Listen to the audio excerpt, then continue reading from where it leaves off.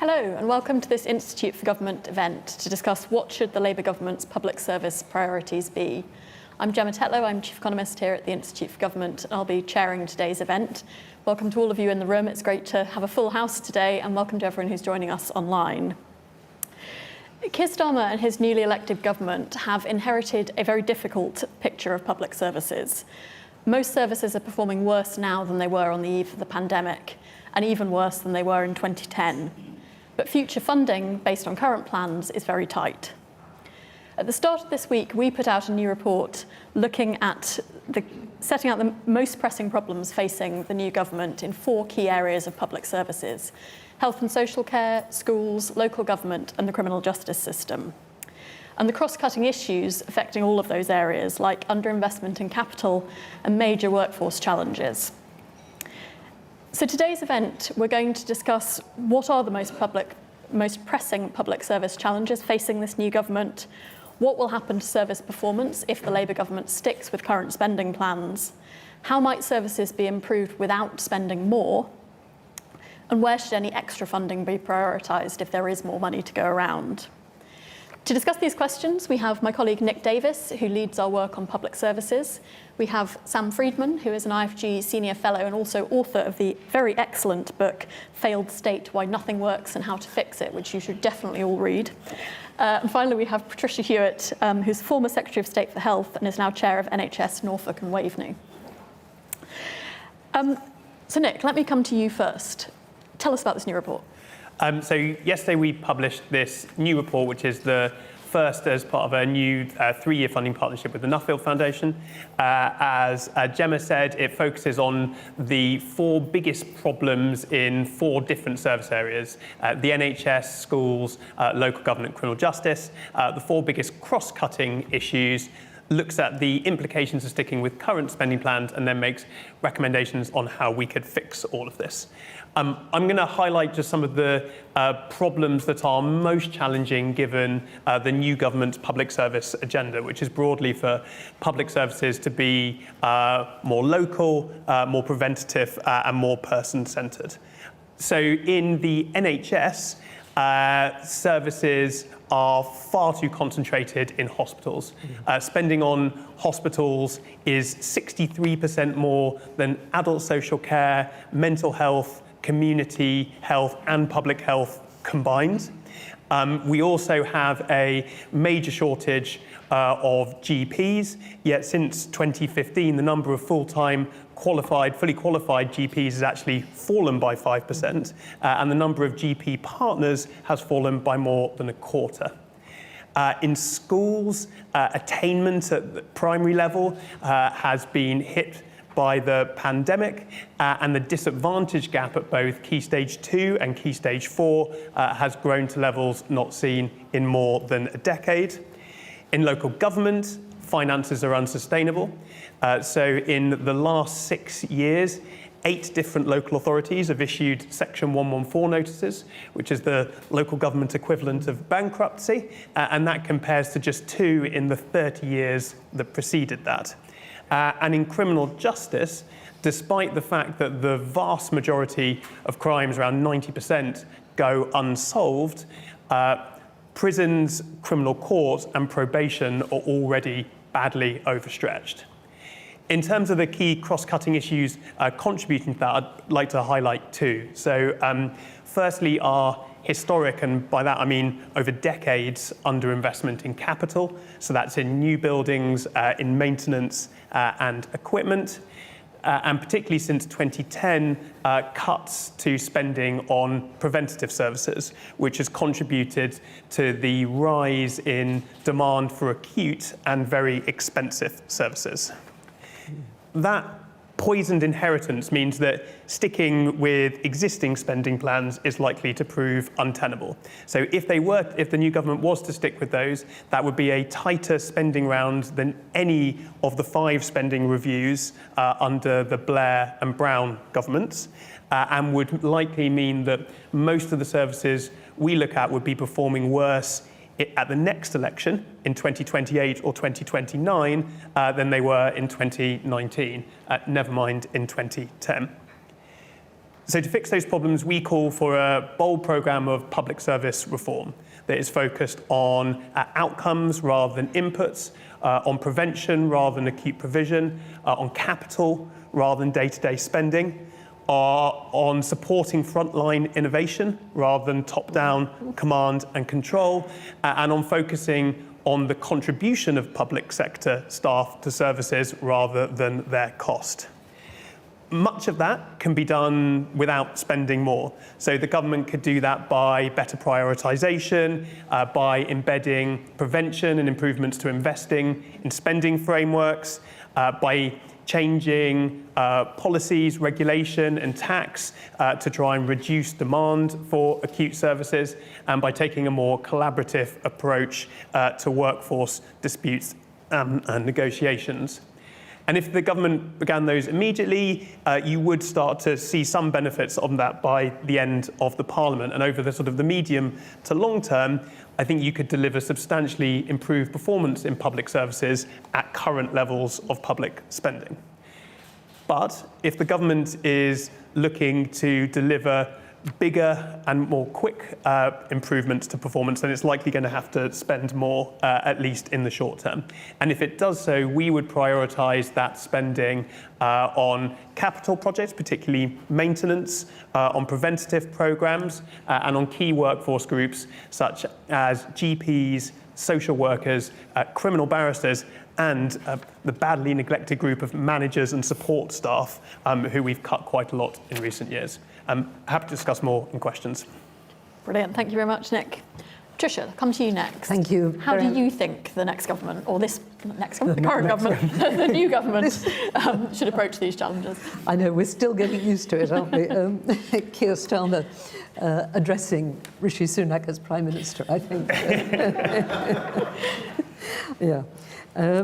Look, I think this is a really important and terrific report, so thank you very much for getting it out there. And for me, the critical point is, if we go on working in the same old way, we will go on getting the same results, whether that is in the NHS or any of the other key public services that you go into in such detail. So we have to work differently, because in the context of health, if we go on mistaking NHS policy for health policy, and if we go on, in the way Nick's just described, focusing, frankly, most of our attention, energy and money on the acute end of healthcare, then we will never have enough beds, enough hospitals, enough staff, enough money, enough anything to deal with an increasingly older, unequal and unhealthy population. So we have to do things differently. That means changes at the top, and I really welcome the way in which the government has put prevention at the heart of so much of their immediate priorities and their long-term priorities, particularly with the creation of the 5 missions and the mission boards, because part of what is causing all the problems that this report analyses is the siloed working within departments, between departments, within the NHS, between the NHS and various other organisations and so on. So missions and mission boards, critical, but also the recognition that the Department of Health and Social Care, the Department for Work and Pensions and many others, they are economic departments as well as public service departments. But it also means really looking at these things from the bottom up. Because actually, when you are accountable, as I am with my board, for £2.5 billion of public spending, that's just on the NHS, for a population of 1.1 million people, we start, whenever we possibly can, not from a target or a particular disease or a service line or a sector within the NHS. We start from our residents. We start from individuals and their families and their communities. And of course, very often, the people who find it's often most difficult to, or whom we make it most difficult for them to access the healthcare they need, are also people who are getting various kinds of attention, they and their families, from all the other public services. And so it's very easy to imagine the family or the individual who has got 10 or 20 different, often quite well-paid professionals circling around them, offering a variety of support, intervention, or something rather tougher in the case of the criminal justice system. But none of them achieving the results that the family itself needs or society needs.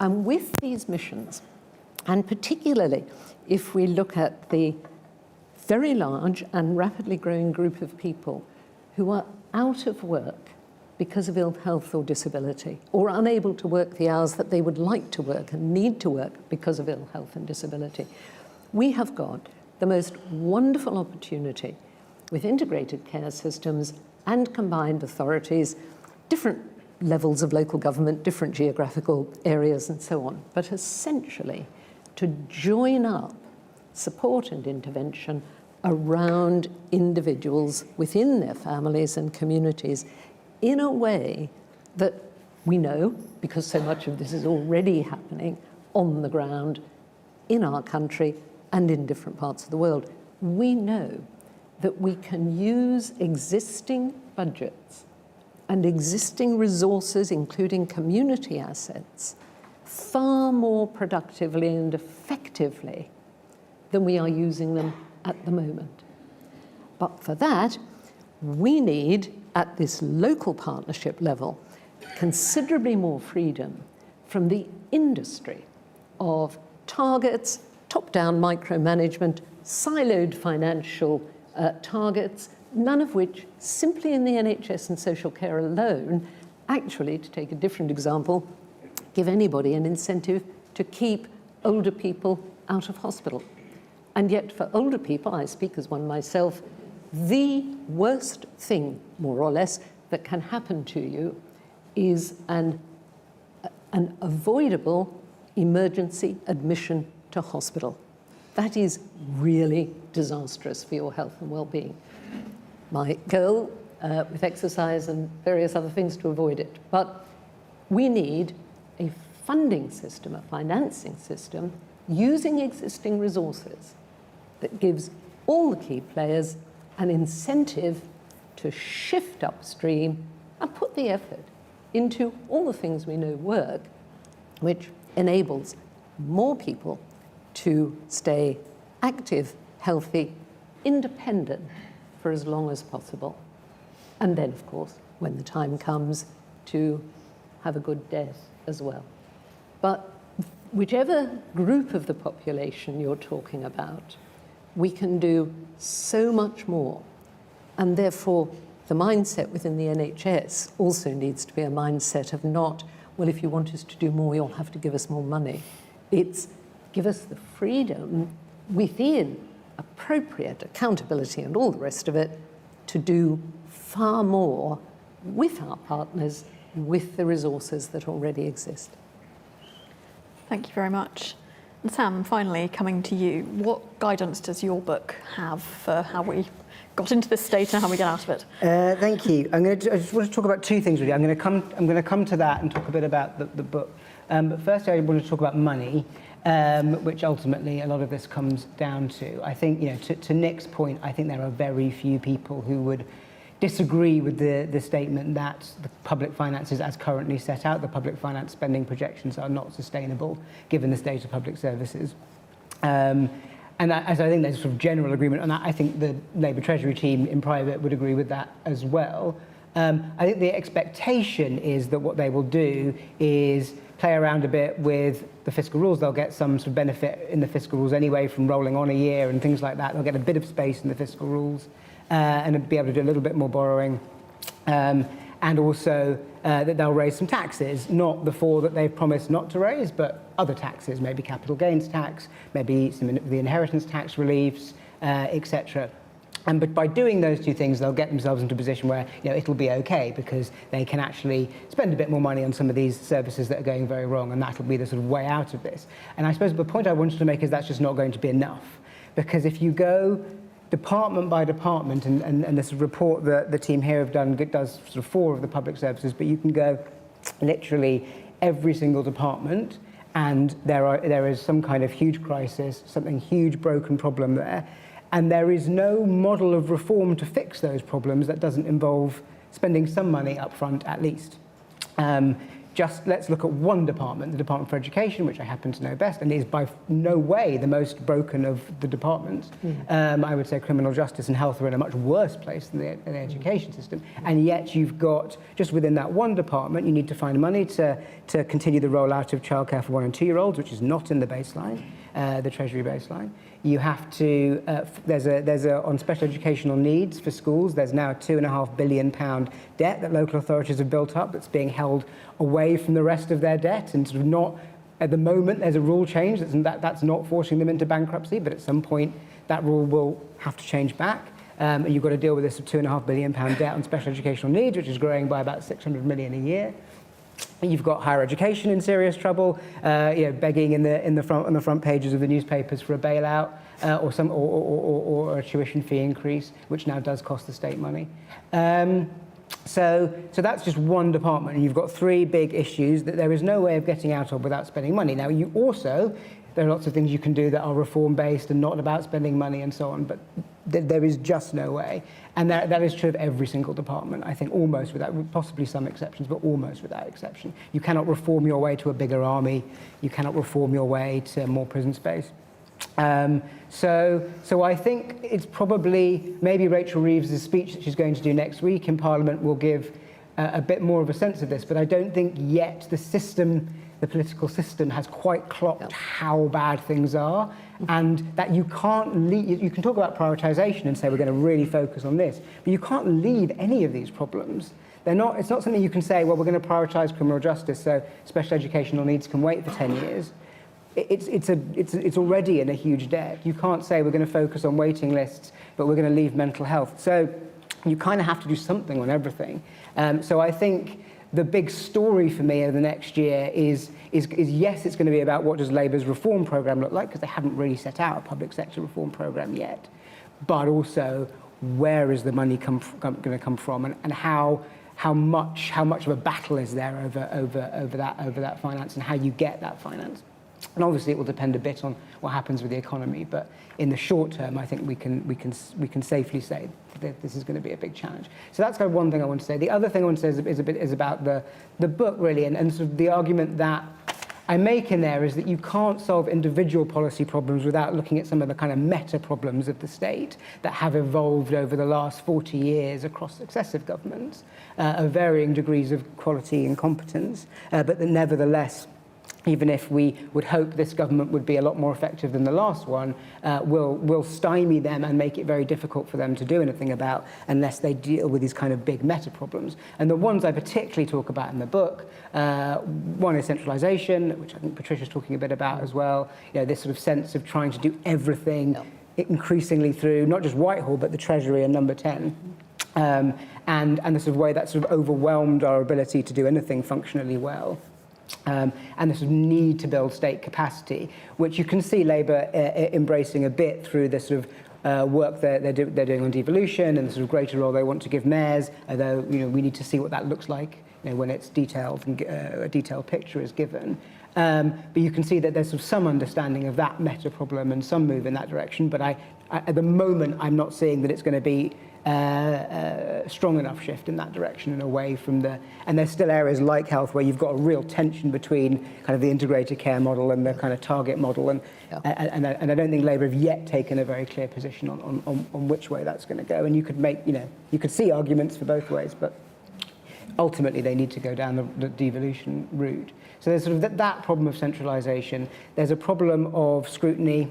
within Parliament, and the fact the Commons is not a good way of scrutinising legislation and has got significantly less good as a result of various changes that have been made to the way Parliament works over the last few years. So we can talk about Lords reform and getting rid of hereditaries. That's not going to make much difference. I mean, it's hard to defend hereditaries, but it's not going to make much difference to anything. Really, we need to make the Commons more effective as a way of scrutinising legislation and making good decisions about what passes through, because bad legislation leads to bad delivery.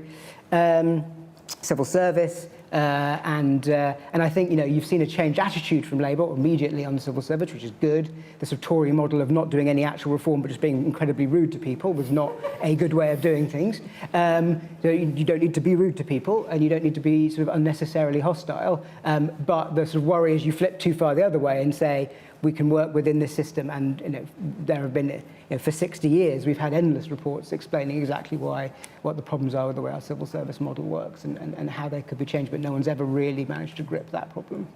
And I think one of the problems of the last 8 years and the chaos of the last 8 years is you have lost a lot of talent from the senior civil service as well, which has degraded the machine from, I think, what New Labour were able to use 16 years ago. And then finally, there's a sort of more abstract one, which is the last section of the book, but I think is really incredibly important, which is about the way communications has kind of become to dominate policy in the way that Westminster works. And that's been, again, a long process over many, many years. It's not just about the last government, although I think it's reached a peak under the last, or I hope a peak under the last government, where everything is being driven by what polls well, what focus groups well, having a grid of announcements that you can make to keep the media happy without that necessarily being linked to any ultimate outcome. And needing to find, communications is really important. You need to sell and persuade the public. This is politics. You need to persuade people that what you're doing is the right thing and is in their interests, and that they should vote for you. You need that bit, but it needs to come after policy. You need to decide what the right policy is and then figure out how to persuade people. And we have totally flipped the system, so we're now coming out with the things that we think are most persuasive and then figuring out a policy justification for them. And that is so destructive. And if you look at just tax policy, to take one example, the way that budgets have evolved to become these kinds of events which are totally announcement focused, where you have sort of 150, 200 announcements in every budget from all over government, often that have had very little thought put into them, very little consultation, because by definition they need to be secret. A sort of obsession with rabbits from hats on the day. What's the exciting announcement going to be? You've seen this huge surge in the number of tax announcements being made every year, tax changes being made every year, which is one reason we have such a completely sort of eccentric and crazy tax system now. And you sort of might argue, well, yes, but it's a great opportunity for the government of the day to get a boost in the polls by being able to make all of these announcements. It doesn't. If you look at the last 15 budgets, the average poll movement after them is 0.1%. They do not have any political benefit, but they are hugely destructive from a policy point of view. So there's a bunch of big structural meta problems: devolution, civil service, etc., Parliament, constitution. But then there is which is right at the heart of the work the IFG does, of course. But then there is this sort of harder to encapsulate problem about policy and communication that I think is critical as well. And I think there are mixed signals so far, I would say, from Labour on that one. So there are my two big points. You're going to have to find some more money from somewhere, and people haven't realised how bad it is. And secondly, we need to fix the meta problems. Brilliant. Thank you very much, Sam. So I'll put some of my own questions to the panel now, and then I'll come to audience questions. I can see we've already got some coming in online, but please do, if you're watching online, put them into the Q&A, and I'll come to you shortly. Nick, I want to pick up with you firstly one point that Sam sort of touched on here about the inheritance that Labour has and how difficult is it. So the Conservatives, including Shadow Chancellor Jeremy Hunt, has been criticising Labour for exaggerating the fragility of public finances and saying that they had a worse economic inheritance in 2010. What's your take on that, and how much is public services slightly different from maybe the wider economy story? So I think on the wider economy and wider public finances, the situation is clearly probably not quite as bad as it was in 2010, when we were running, for example, a much larger deficit than we are now. But in 2010, most of the public services we were looking at had just gone through a decade of sustained investment and sustained performance improvement. So it's certainly a much worse public services inheritance. It's much closer to the inheritance in 1997, when public services were in a not dissimilar state of disrepair at that point, but actually the economy is probably weaker now than it was in 1997. So, Blair and Brown were able to stick with Conservative spending plans in their first year in government before they increased money in the following 2 years. That is not going to be possible from April next year without some pretty devastating consequences for some particularly unprotected areas of public spending like criminal justice and local government. So I think it's fair to say that, the deficit isn't as big, but the public service inheritance is about as bad as this has ever been. Yep. Great. And Sam, I wanted to pick up with you the point that you ended on there about some of the perverse incentives created by the media and how the government feels it needs to play to the media. And I guess we saw a fair amount of that in the run-up to the election, with neither of the main parties really honestly talking about these problems in public services and a lot of commitments not to raise taxes. Do you think there is a way we can have a more honest conversation now about the trade-offs between, say, tax rises and what's needed on public spending? So, I think the 2017 election campaign was sort of disastrous for honest policy in that the Tory manifesto led to them having some very serious problems because it did actually try to set out on social care some of the trade-offs. They could have done it in a much better way, but that sort of having a exciting manifesto went out of fashion very, very quickly after that. That's the sort of context, I guess, for this election campaign. But we're constantly getting politicians and sort of op-eds saying, why don't the public trust politicians? And well, it's obvious why the public don't trust politicians, because they're not telling the truth. It's entirely rational behaviour by the public, and trust levels have dropped in a sort of fairly linear line. So at some point we have to break out of this cycle, because you've now reached a point where the number of people who say they trust the government is 9%. It can't get much lower. Estate agents are 28%, so that's something to shoot for. So we have to get to the point where politicians are comfortable taking a short-term hit for a long-term benefit. And there's no way of doing that without just risking it. And it's who's going to take the risk, who's going to be the first to try a different model of communications, because the model of communications that we've been using kind of since Alistair Campbell introduced it in 1997 clearly doesn't work anymore, because there's such low levels of trust and like of politicians, and the main party's got their lowest ever vote share, so, or for 100 years, so yeah.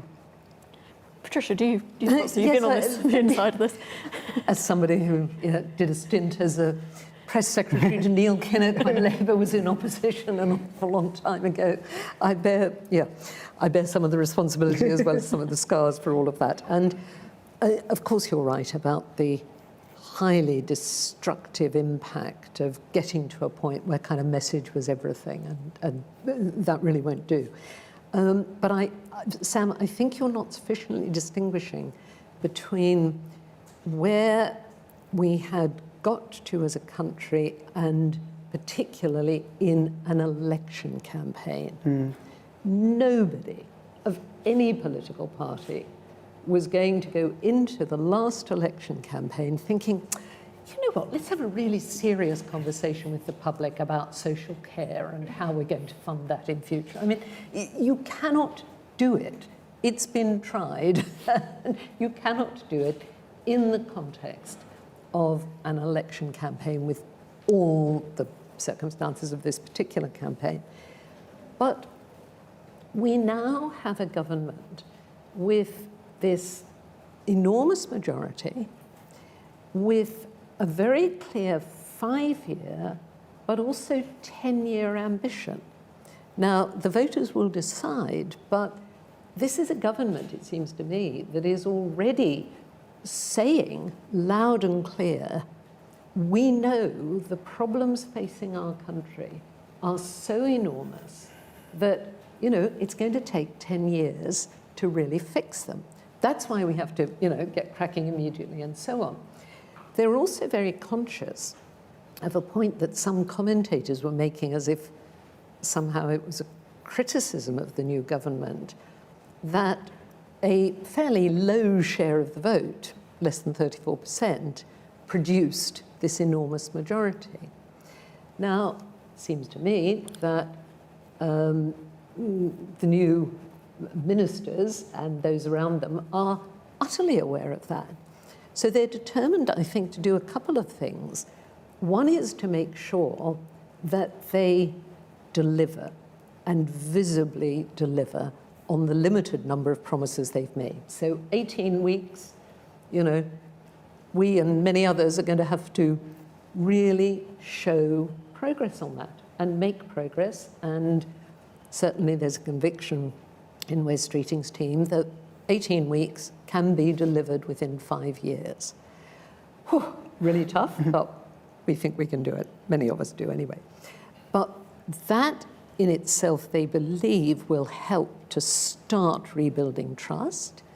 Meanwhile, it seems to me, all these things that are happening, like Rachel Reeves commissioning the Treasury to tell us the real state of the public finances, Wes Streeting commissioning Ara Darzi to tell us the real state of the NHS, having announced that it's broken, to sharp intakes of breath everywhere, and so on. I think we will see some very uncomfortable honesty about the state of the challenges we face, including, Sam, and you rightly mentioned this, you can't reform your way to a bigger or even more effective army.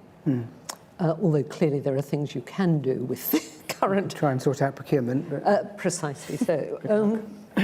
But given the geopolitical situation, I would expect that sooner or later ministers might start raising some quite uncomfortable questions. I mean, you can see it already on the two-child benefit cap. Everybody hates it for obvious reasons. But, you know, Rachel Reeves could not have been clearer on Sunday when she said, you know, we're not suddenly going to turn around, having said in the election, we will only spend money on the things we know we can afford, and say, oh, 3 weeks later we've suddenly changed our mind, and oh, we've managed to rustle up another $3.5 billion and so on. Well, no. So I think there will have to be some really serious conversations, and some of them will be about what is going to be needed for defense, given Ukraine and everything else.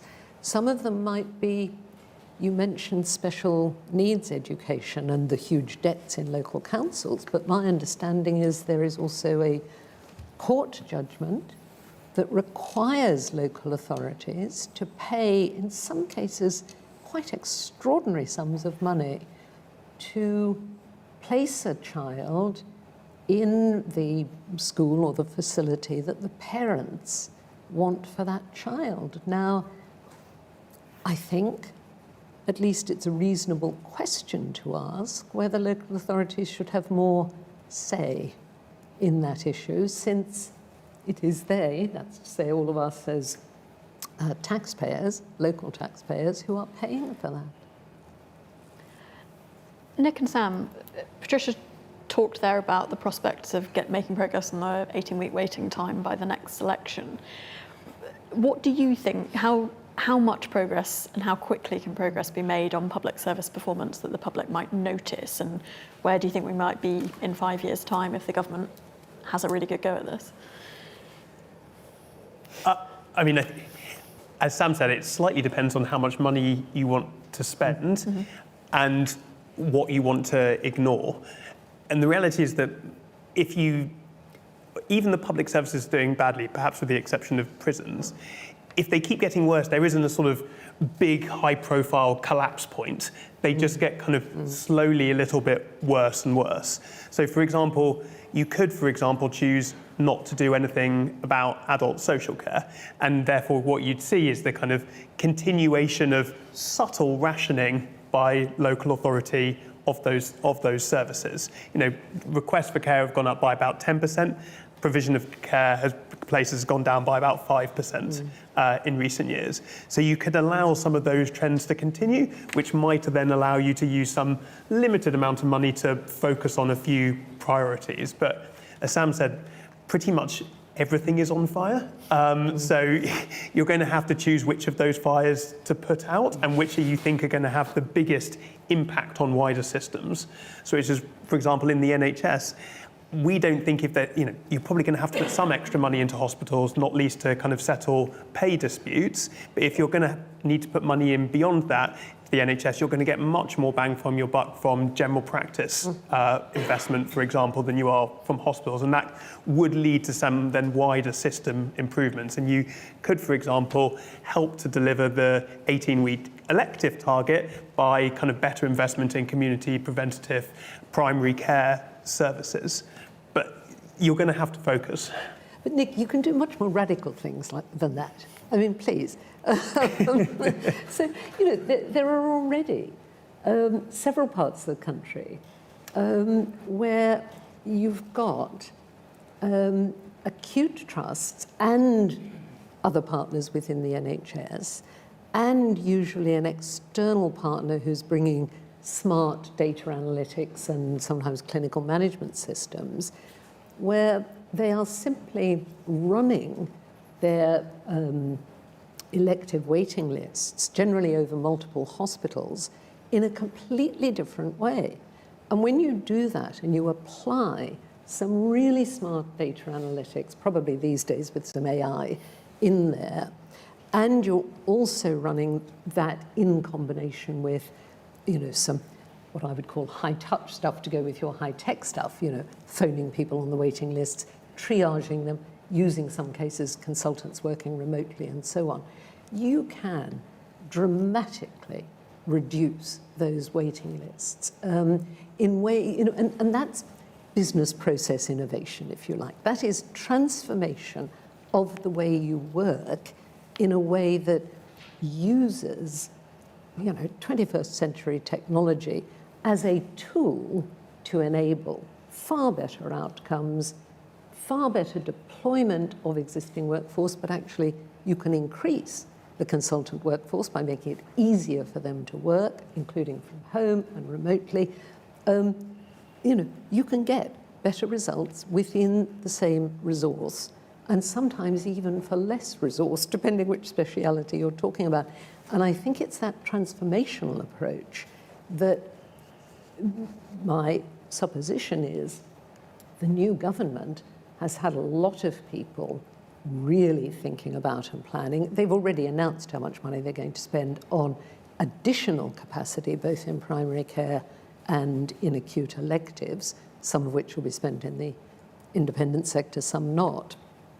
The exact mix still to be worked out. So, I think it's really important that we are not sort of really pessimistic about this and just assuming it's always a choice between, we either have to put up taxes and find more money, or we can't do it at all. No, actually there's lots of things we can do within existing budgets.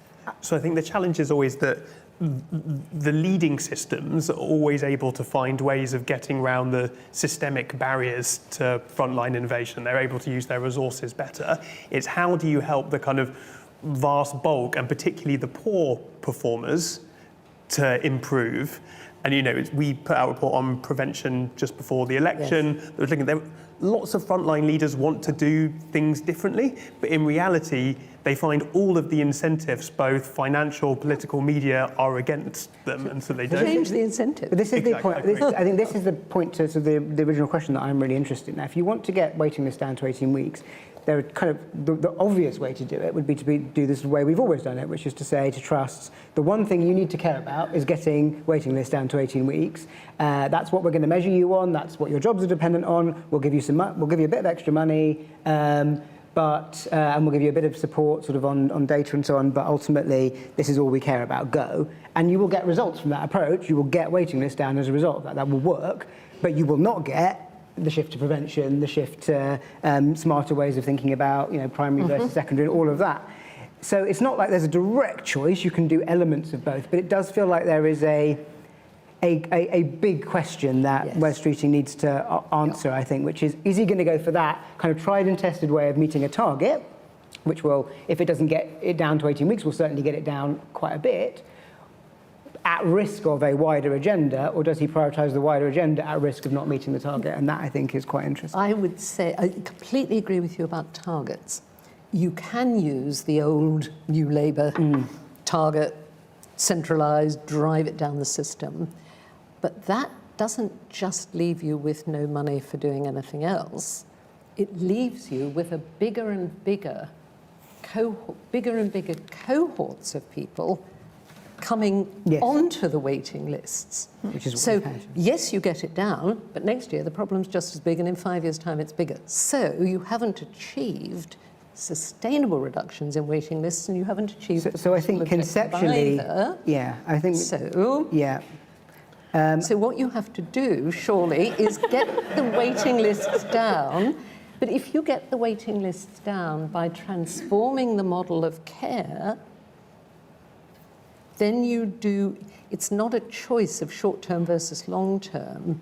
You are building the new model for the future as you deal with today's problem and get it down. But what you've said is what we've been saying for 30 years. Like that is, Yeah. it's absolutely right. Yes. But what's happened in practice is every time they've gone back Yes. to the, defaulted back to Absolutely. the target model. Yep. Because you know it's going to do the thing that you need it to do right now, even if it creates a longer term, makes the longer term problem worse. So, and I think it's going to take a huge amount of nerve to not go down that route this time.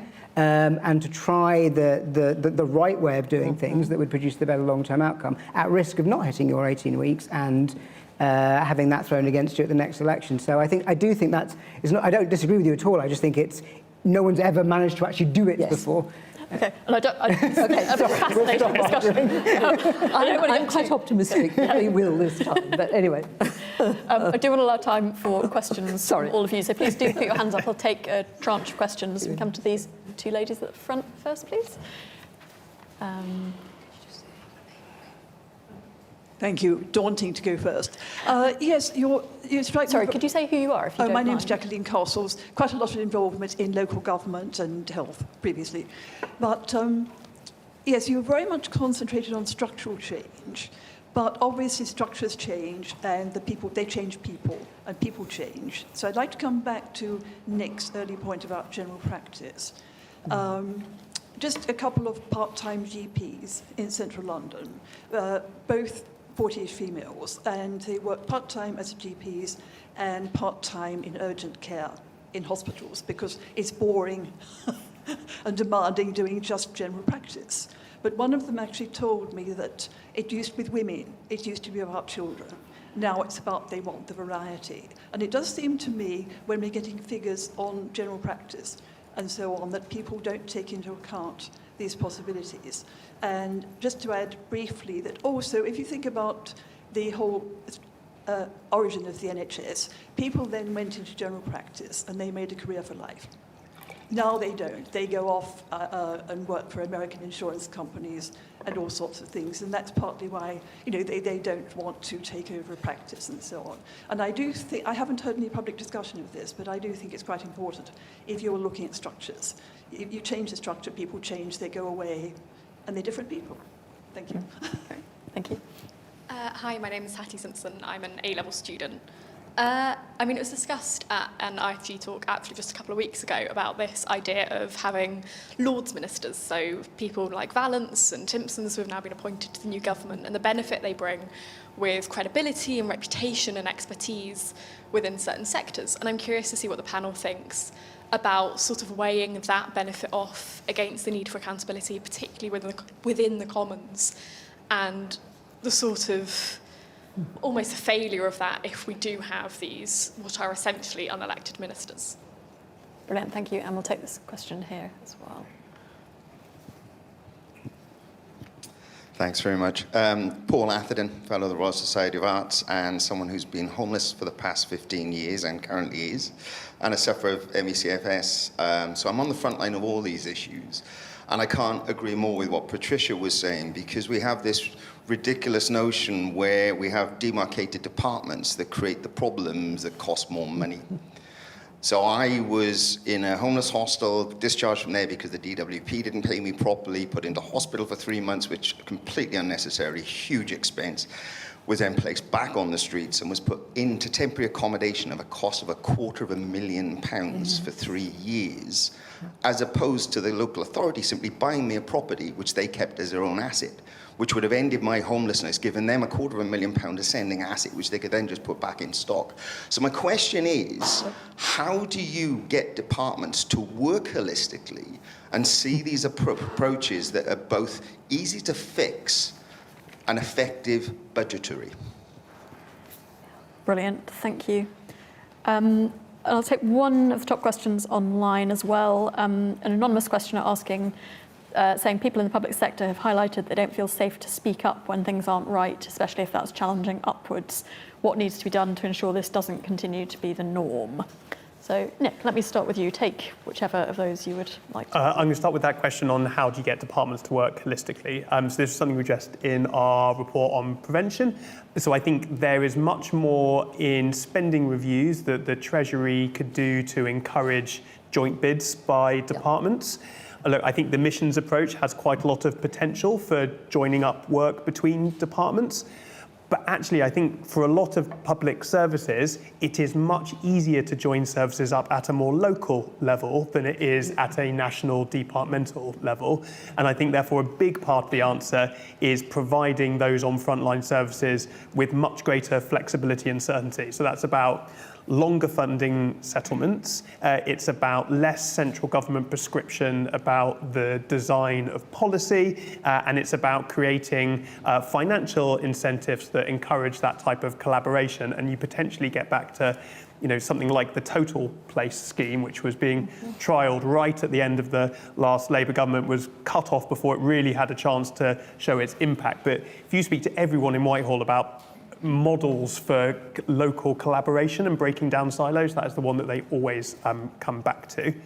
And then just quickly on Lords ministers. So I think we broadly have welcomed the appointment of people into ministerial posts who have expertise in that post, both those from externally, but also people who have been shadowing those departments in opposition for a while. That's beneficial.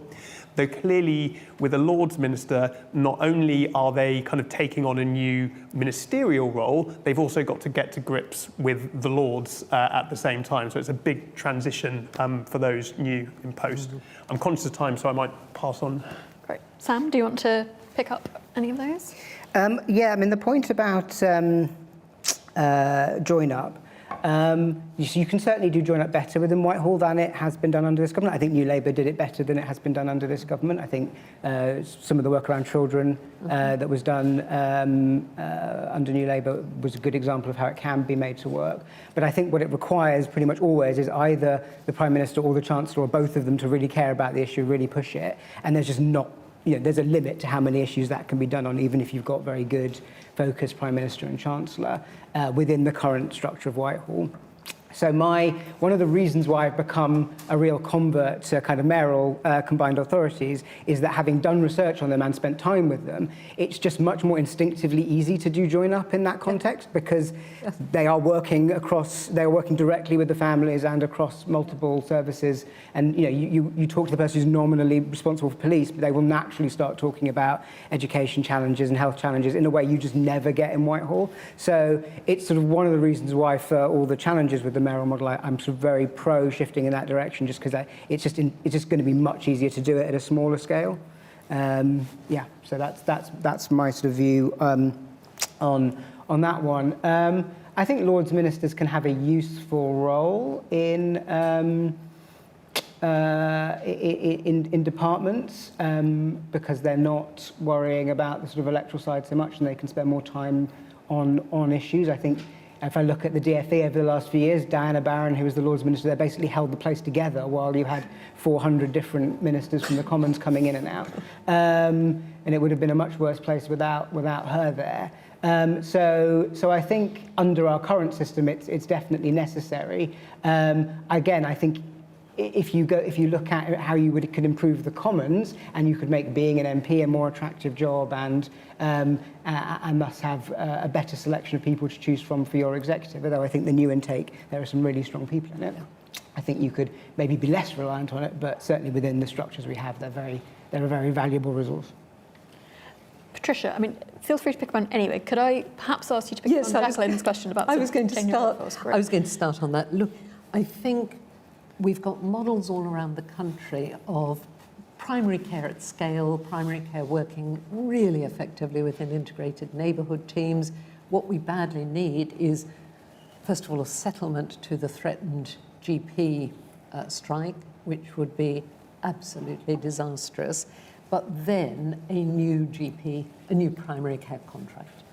I won't go into detail, but that's a really significant priority, I think, for all of us working in healthcare locally. I believe it's a pretty big priority for Wes Streeting. Secondly, Hattie, on your very interesting point about this, this balance between expertise and the role in the Commons, I thought both Patrick Vallance and James Timson's appointments were really important and significant, and in a way almost especially James Timson's, because that this cohort of people leaving prison, or just a revolving door in and out of prison, they are, they have to be one of our highest priorities. But don't underestimate the expertise and experience that is now sitting on the benches in the House of Commons. Obviously most of them, but not all of them, within the Labour Parliamentary Party. But it is quite extraordinary. And that, I think, is also a source of real optimism, actually, for at least the coming 5 years. Paul, on your very interesting point, agree with everything that's been said on that. In Norwich, in our inclusion health work, we already have a partnership of the NHS, local government, including Norwich City Council, and crucially, voluntary sector organisations working with people in your position and many, many others, working with people as equal partners rather than as numbers and all the rest of it, and really transforming lives. And although I don't think anybody's got at the moment either the capital freedom or the capital to buy individual houses, actually buying and converting a house, a large one, is part of the model of care. And it's working brilliantly. And we need more of it. But it's exactly an example of joining up at that local partnership level. And then on the question just about freedom to speak up, the one that came online, this is a huge cultural challenge, I think, certainly within the NHS, but more broadly. And I'm quite concerned about what feels to me like a tension between lots of rhetoric and self-assessments and processes and stuff around freedom to speak up, and the reality of what we see over and over again in reports, for instance, about maternity care. Have a look at Bill Kirkup's excellent report on East Kent, where, they might have ticked all the boxes on governance, freedom to speak up, whatever, but the reality was completely different. And this is an issue for the medical profession as well as for managers, that particularly if somebody is an uncomfortable or challenging colleague, what they say about a service which may well be true then becomes a sort of what happens, an antibody reaction to that individual, who then finds themselves all too often on the receiving end of disciplinary or whatever. So these are cultural issues that boards need to be paying very close attention to, but the bureaucratic management of freedom to speak up is not the way to get the cultural change that we need. Right. I will try to squeeze in 2 very quick questions in our last 5 minutes. So if you do have a question, please pop your hand up, and if you could keep it very concise, that would be fantastic. So I think we've got one there and then one further back. Hi there, Richard Sloggett, former advisor at the Department of Health. My question is, how radical do you think this government wants to be? Great. And towards the back there. Hi there, I'm Jaden. I just have a simple question. Unis are in disrepair across the country. Should the government be prioritising this, bearing in mind the other problems, and give us a suggestion of maybe one policy or one thing you would do if you're in their position to help fix that problem? Sorry, what was the problem thing that you said? Right, should be Universities. Universities. Okay, Thank you. fantastic. Thank you. Great. So, Patricia, I'll go in reverse order. Do you want to? Richard, great question. Good to see you here. The answer? Very. I think this is a government that wants to be and will be very radical. Great. And Sam? So on that question, I have a slightly different answer, which is that government isn't a thing. There are lots of people who make up a government, and some of them will want to be radical, and some of them I think are much less radical. And I think but I do think West Streeting does want to be radical in health, at least, and we'll see where that goes. I think other ministers probably less so. On the universities question. You have an unsustainable funding problem. So you have to, it's one of these things you have to do something about at some point. You can't just leave it forever. You basically can either put fees up, or you can put more government funding into it alongside some reform of the system. I would probably, for now, just make tuition fees index linked, so that I'd have them go up by inflation, not more than that, but just that would be enough, I think, to keep universities alive whilst you do a bit of restructuring and reorganising and try and cut some costs with it, get them to cut some of their costs. But I don't think you can just do nothing, and I don't think it's the best use of a bailout right now, given all the other problems. Just on universities, one thing we haven't discussed much today is kind of the importance of growth for being able to pay for public services, and universities are pretty critical to the local economies of lots of towns and cities, and so if something isn't done there, that is pretty bad for the economy, that's pretty bad for growth, and that's going to be ultimately therefore pretty bad for public services. And in terms of the radicalism question, so I think I broadly agree with Sam on that. I think the big question for me is I don't know how radical Rachel Reeves wants to be, which will ultimately decide quite a lot of this. Brilliant. Thank you very much. Thank you for short questions.